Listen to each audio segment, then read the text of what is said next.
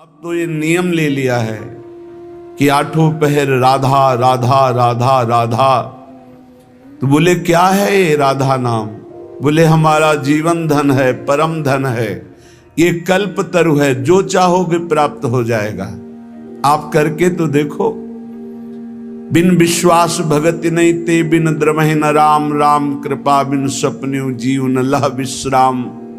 ये वृंदावन की भूमि से जो आपको राधा नाम श्रवण करने को मिल रहा, राधा नाम जपने की प्रेरणा मिल रही है, एक बार जीवन को राधा नाम के हवाले कर दो, समर्पित कर दो कि आप आठों पहर राधा राधा जपेंगे, फिर देख लो तुम्हारी असत कामनाएं भस्म हो जाएंगी, सत कामनाएं पूर्ण हो जाएंगी और अनुराग रस से युक्त हो जाओगे, प्रेम युक्त हो जाओगे। यहाँ तो राधा राधा पत्ता भी बोलता है, यहाँ वायु के प्रवाह से भी राधा राधा निकलता है। जिस दिन श्रवणेंद्री दिव्य हुई तो आपको सुनाई देगा यहाँ के पत्ते से, यहाँ के वायु के, यहाँ खग मृग पशु पंछी के मुख से एकमात्र राधा राधा राधा। दर्शैसी वृंदावन धाम। दूसरा अर्थ, जो राधा राधा राधा ऐसा बोलता है उसके नेत्रों के सामने दिव्य वृंदावन प्रकाशित हो जाता है। जहां दिव्य धाम वहीं दिव्य रूप, वहीं दिव्य लीला। ललित किशोरी देव जी कह रहे हैं अब तो आठों पहर केवल राधा राधा राधा। यहां छाती के अंदर लिख लो, हृदय रूपी कागज में लिख लो राधा, और हर समय उसे बांचते रहो, राधा राधा राधा राधा। बहुत सुंदर साधन है। हृदय में राधा नाम लिख लो, आंख मूंदो तो आपको दिखाई देना चाहिए सामने तेजों में राधा नाम, आंख खोले तो राधा नाम, और उसी को बार बार गाते रहो, सुनते रहो। तो राधा नाम अंक आभूषण भूषित कर अंग नाच, राधा नाम लिखी पाटुलिया, ललित किशोरी बाँच साच, राधा नाम सो चितरात। परम सत्य राधा नाम से चित्त को जोड़ दो, राधा नाम के गीत गा करके नाचो, राधा नाम को बार बार हृदय में मानस पटल पर लिख करके बाँचो। इसी से परम अनुराग प्रकट हो जाएगा, जो चाहोगे वो प्राप्त हो जाएगा। राधा नाम ही सोना तो जाके नाम लेत प्रीतम सो, परत प्रीति को खातो। जो बोलता है राधा, प्रेम परवश होकर प्रीतम उसके जन्म जन्मांतर खाते को फेंक देते, नष्ट कर देते हैं। जो श्लोक में वही पद में, अनुलिख्या अनंतान अपि तदपराधान मधुपतिर महाप्रेमाविष्टम तो परम देयम विंशति। क्या इसे दूं? ये मुझे राधा नाम सुनाया, इसे क्या दूं? ऐसा श्री कृष्ण विवश होकर उसके लिखे हुए अनंत जन्मों के अपराध सब नष्ट कर देते हैं। जो विश्वास करे, खास बात है विश्वास की। ललित किशोरी पहले ते मन लातो। हाय बड़ा समय व्यर्थ चला गया, मुझे बचपन से क्यों राधा नाम सुनने को नहीं मिला, केवल राधा नाम ही रटता। कितना समय चला गया, इसके बाद परिचय में राधा नाम आया। ललित किशोरी जी कह रहे हैं यदि अब विश्वास हो जाए तो अब पकड़ लो राधा नाम, तो क्या होगा। होयो कुंज निवास, तुम कहीं भी शरीर रखो तुम्हारा मन निकुंज में रहेगा। जगत क्यों जन्म जन्म भर मातो, राधा नाम ही सोना तो। ये जन्म मरण का चक्र बंद हो जाएगा, नवनिवृत्त निकुंज तुम्हारे नेत्रों में दर्शाने लगेगा। यदि राधा राधा बोलोगी तो प्रीतम तुम्हारे अनंत जन्मों के पापों का लेखा जोखा नष्ट कर देंगे। राधा नाम को उर्धार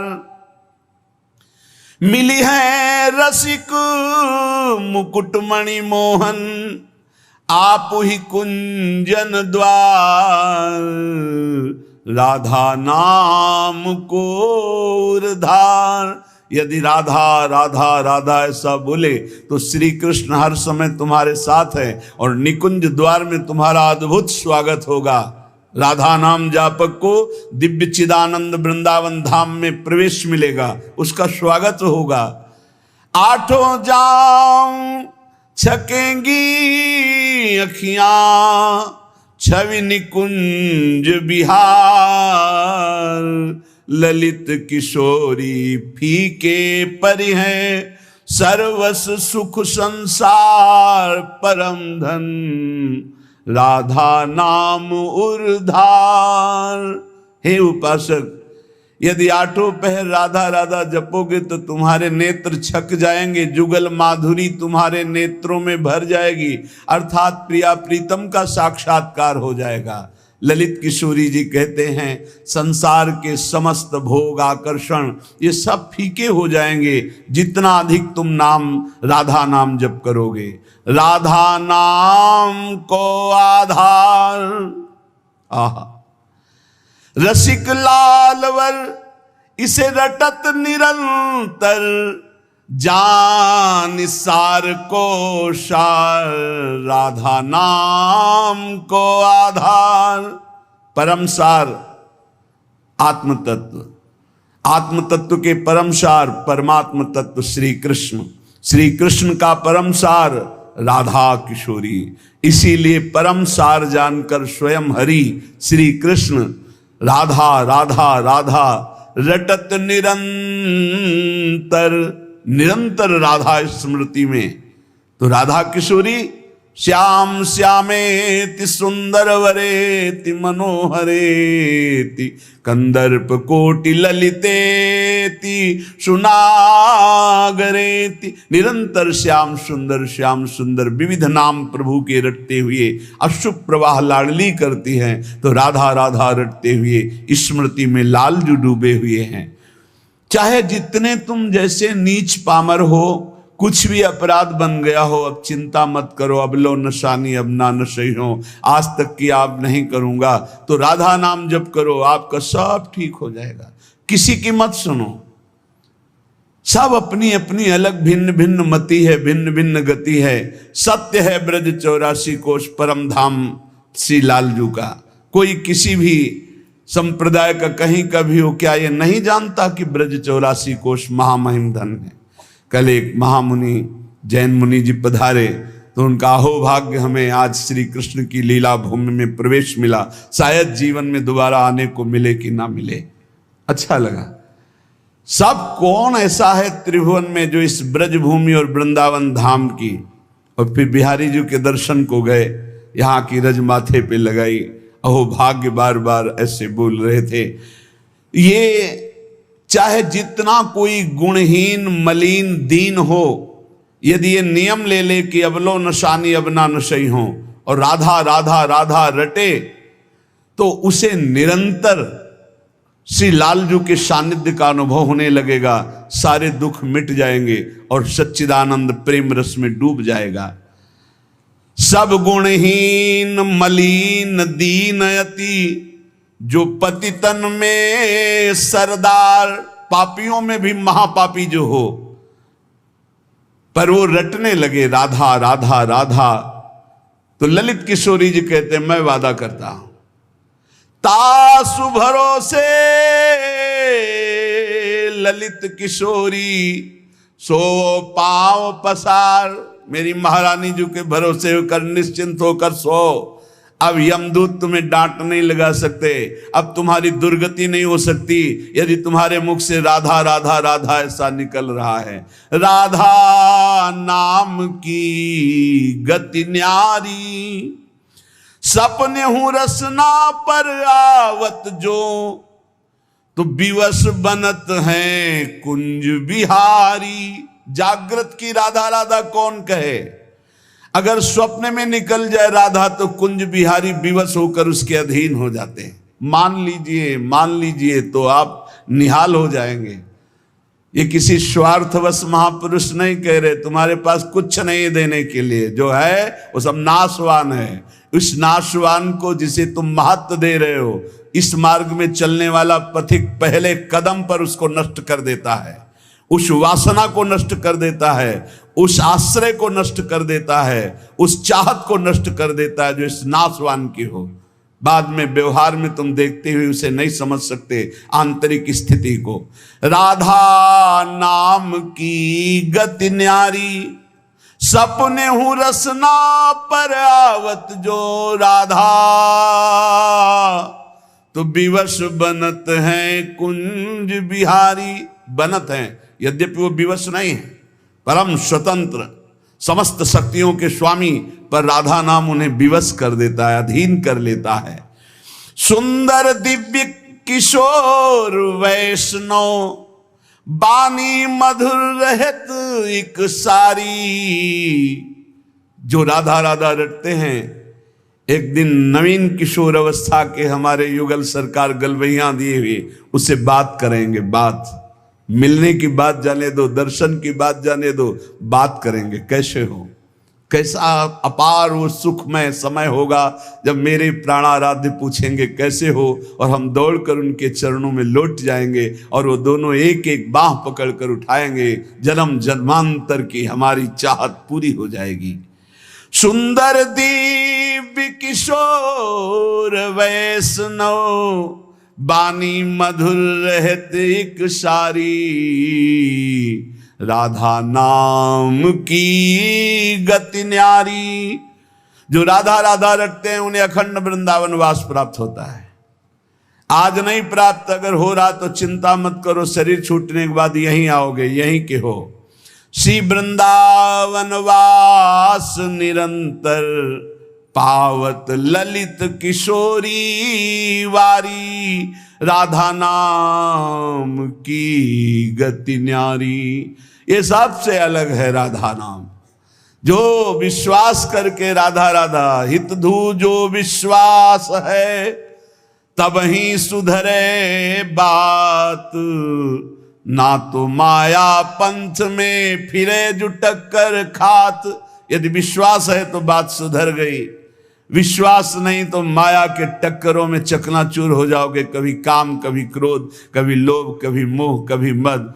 तुम्हारा जो साथ देने वाला है वही तुम्हें नष्ट कर देगा।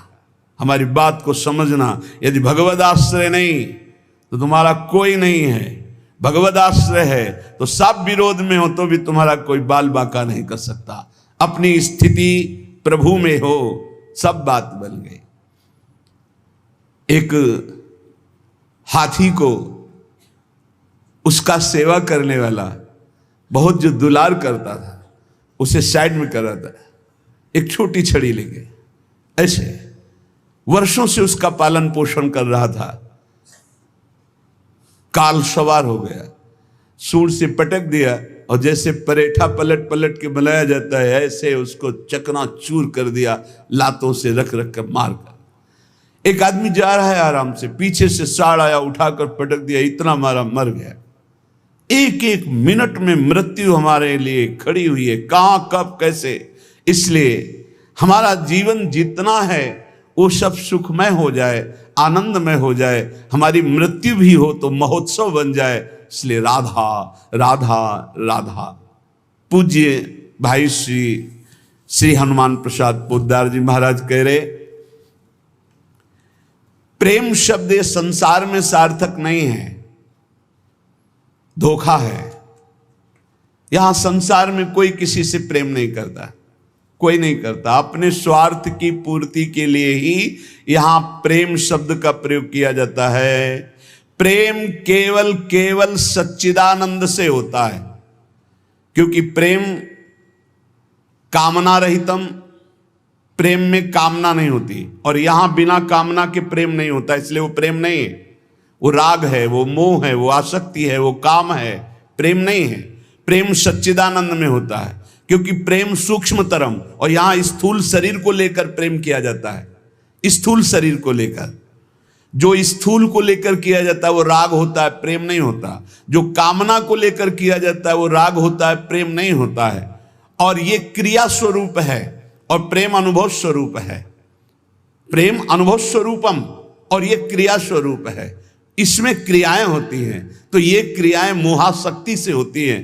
प्रेम अनुभव स्वरूपम, हृदय का विषय, अनिर्वचनीयम, इसमें वचन बोलते हैं।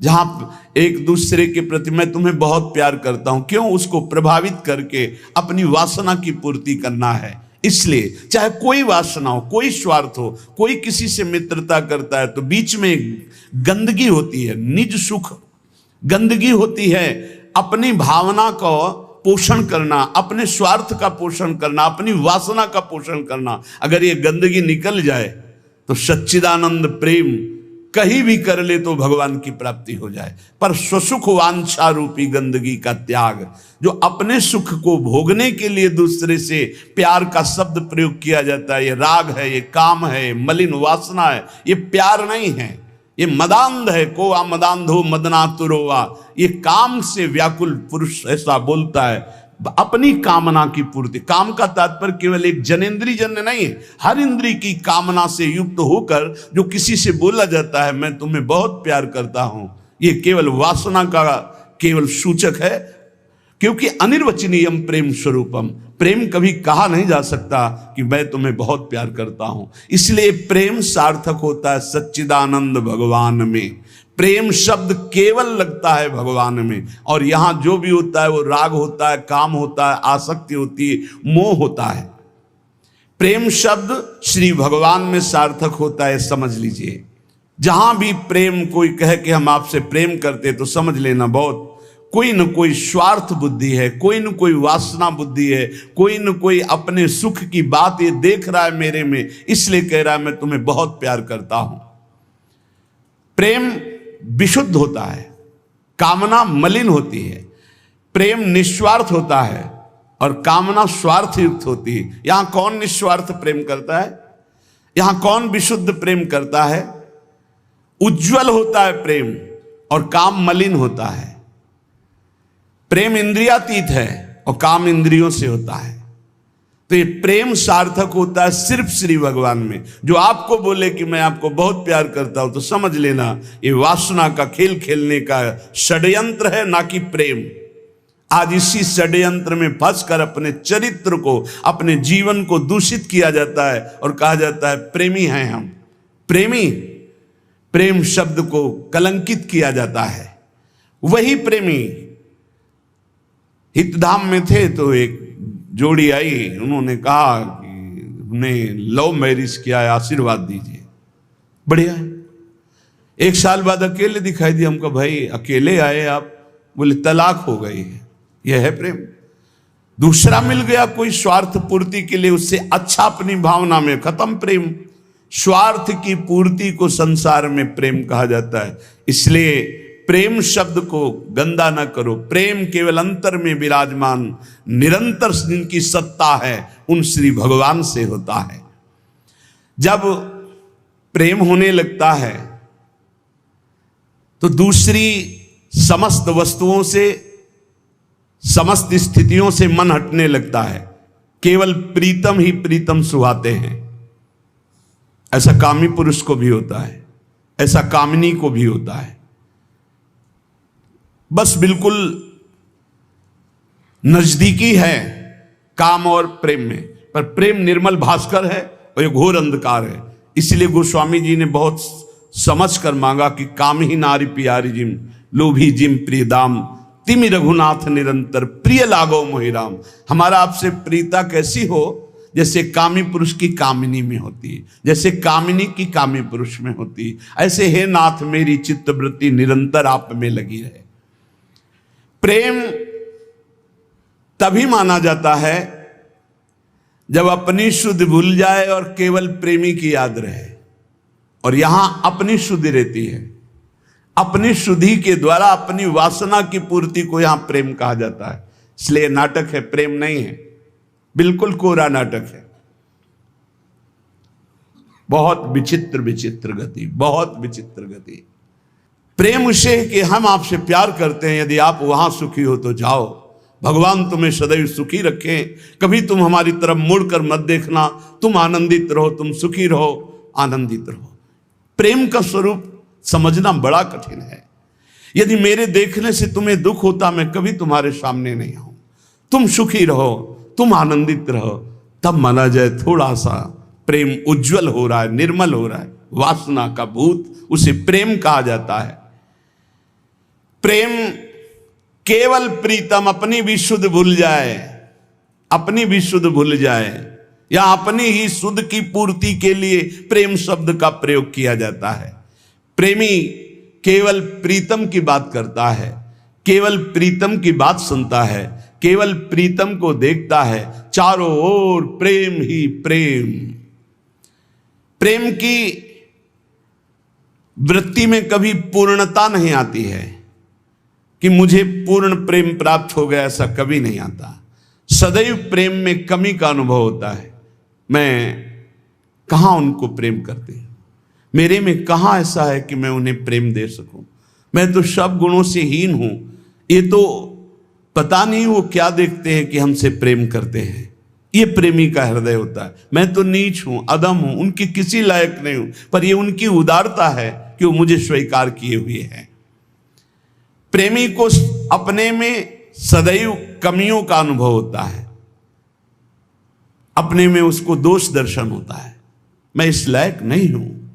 और वो अपने प्रीतम में भारी से भारी दोष कोई उनके प्रीतम पर साबित करे तो भी वो गुण ही उसको दिखाई देता है। प्रेम असीम होता है, प्रेम की सीमा नहीं होती।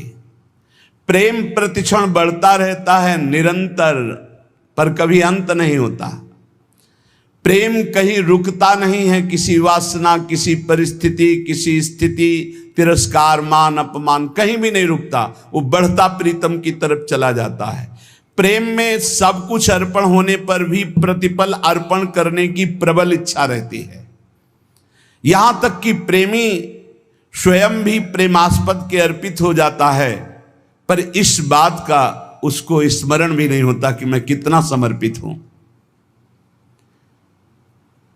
प्रेम वाणी का विषय नहीं है, प्रेम हृदय में रहता है, और वो हृदय हृदयेश्वर के पास चला जाता है तो उसका हृदय भी नहीं रहता। बहुत अद्भुत है ये प्रेम।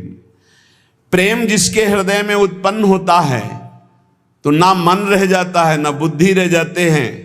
मन बुद्धि प्रीतम के पास चले जाते हैं, केवल प्राण धड़कते रहते हैं। प्रेम बड़ी दुर्लभ वस्तु है, ये प्राण देने पर भी नहीं मिलता। ये जिसे मिल जाता है उसके समान त्रिभुवन में कोई सौभाग्यशाली नहीं।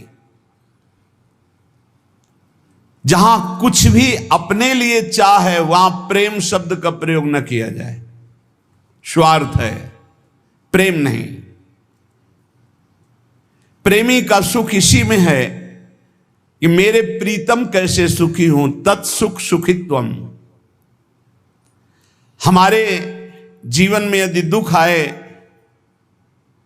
और मेरे प्रभु राजी हैं तो कभी सुख नहीं चाहिए, कभी सुख नहीं चाहिए।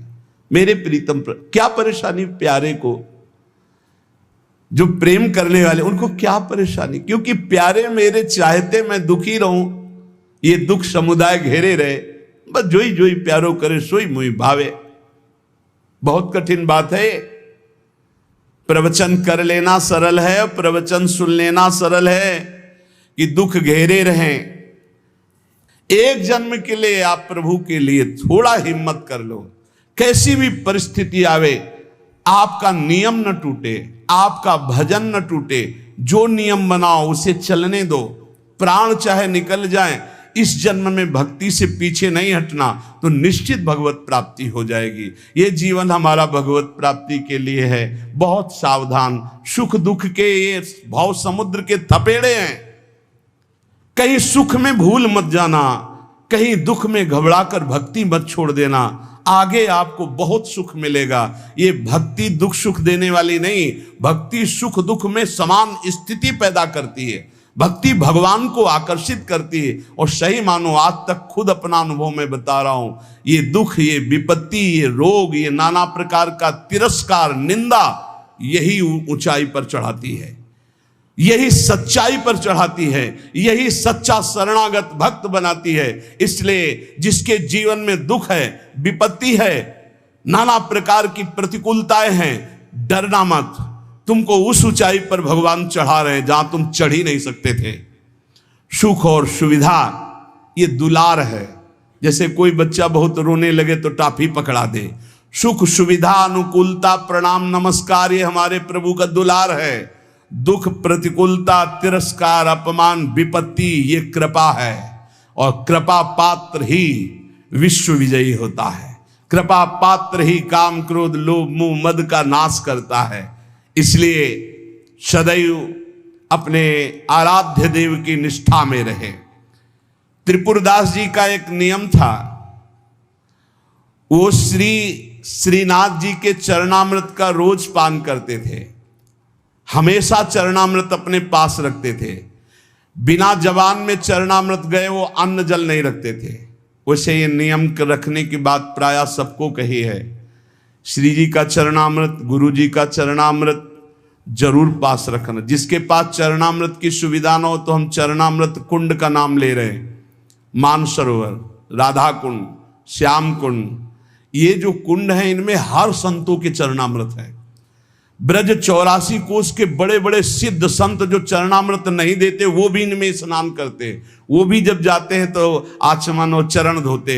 इन कुंडों का जल रख लो, एक एक बूंद रोज अगर मुख में डालोगे एक एक बूंद तो आपका चरणामृत पान का नियम पूरा हो जाएगा।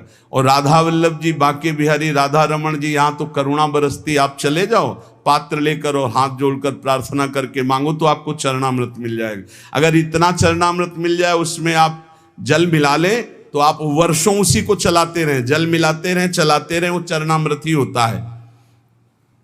एक दिन संयोग की बात, जब आप भोजन करने के लिए गए तो जो श्रीनाथ जी के चरणामृत का पात्र था, वो जो चरणामृत मांगते थे मिल जाता था, सेवक देते थे। बोले आज तो चरणामृत खत्म हो गया। आपने कहा पहले क्यों नहीं बताया? अगर पहले बताए होते तो चरणामृत की व्यवस्था कर दे तो ठीक है, ठाकुर जी को भोग लगा दो, अब हम प्रसाद नहीं पाएंगे जब तक चरणामृत नहीं। ये पूज्य श्रीधर बाबा जी को हमने नियम देखा कि वयोवृद्ध थे, 3 बजे आसन पे बैठते प्रातःकालीन और 1 बजे तक जप करते। 1 बजे के बाद 2 साधक उनको उठाकर ले जाते परिक्रमा मार्ग में। वो साष्टांग दंडवत लोटपोट होते, फिर आते अपने ठाकुर जी की 4 परिक्रमा करते। इसके बाद हाथ जोड़कर मंदिर में चरणामृत लेते।